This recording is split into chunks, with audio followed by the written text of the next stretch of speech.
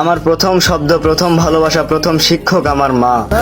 আজকাল চারপাশে এমন দৃশ্য দেখতে হয় যেখানে নিজের জন্মদাত্রী মায়ের গায়েও কেউ হাত তুলতে দ্বিধাবোধ করে না।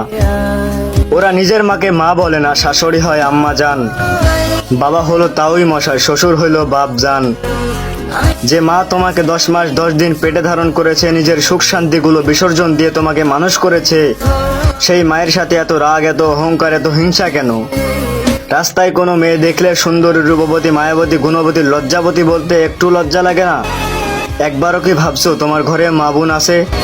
আজ 500 টাকা দিয়ে ভোট বিক্রি করতে পারো, নবাব ভাইকে ছাপড়ি বলে সোজা বরাবর কুষ্টিয়া লালনে 50 টাকার পাতা খেয়ে চাঁদে যেতে পারো, অথচ সেই 500 টাকা কিংবা 50 টাকা দিয়ে মায়ের জন্য একটু ভালো কিছু কিনতে গেলেই হিসাব শুরু হয়ে যায়।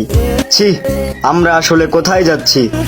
মা বাবা বেঁচে থাকতে তাদের মূল্য বুঝতে শেখো, কারণ এই পৃথিবীতে সবাই তোমাকে ছেড়ে যেতে পারে, কিন্তু মায়ের দোয়ার মতো আপন আশ্রয় আর কোথাও নেই। তাই অহেতু রাগ অহংকার ছুড়ে ফেলে দাও দূরে, মায়ের পা ছুঁয়ে ক্ষমা চাও পরম ব্যাকুল সুরের নুপুরে, বুকে জড়িয়ে ধরো আর শুধু একটা কথাই বলো, মা কিসের এত চিন্তা তোমার, তোমার এই ছেলে আজও বেঁচে আছে।